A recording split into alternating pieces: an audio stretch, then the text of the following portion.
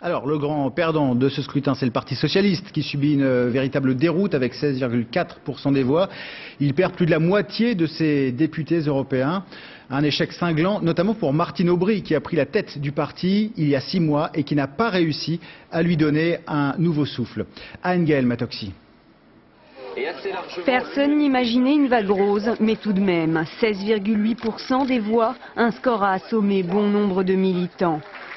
Martine Aubry vient de rater son premier test électoral. Aux socialistes, elle promet un discours de lucidité et de vérité. Je comprends leur message en ce qui concerne le Parti socialiste et que je le partage.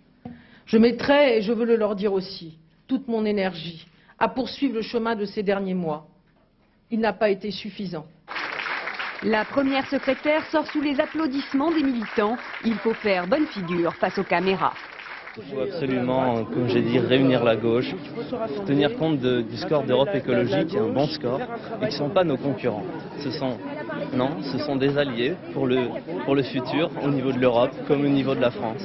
Je pense que c'est aussi important qu'elle ait dit qu'elle entendait ce message des Français, cette demande des Français d'un parti qui se remette en mouvement, et nous c'est aussi ça qu'on attend.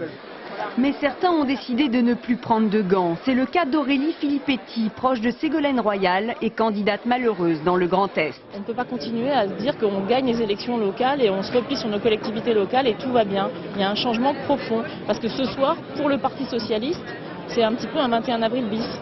À la question Martine Aubry doit-elle céder la place, les réponses sont toutefois moins catégoriques. Si il faut tout changer du sol au plafond, et si c'est ça votre question, je vous réponds oui.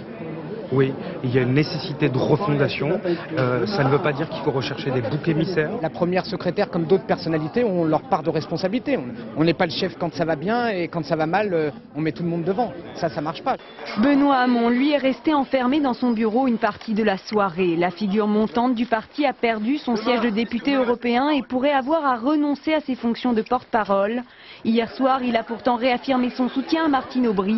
Surtout pas de guerre interne, le PS affaibli pourrait ne pas s'en relever. Alors, sur ce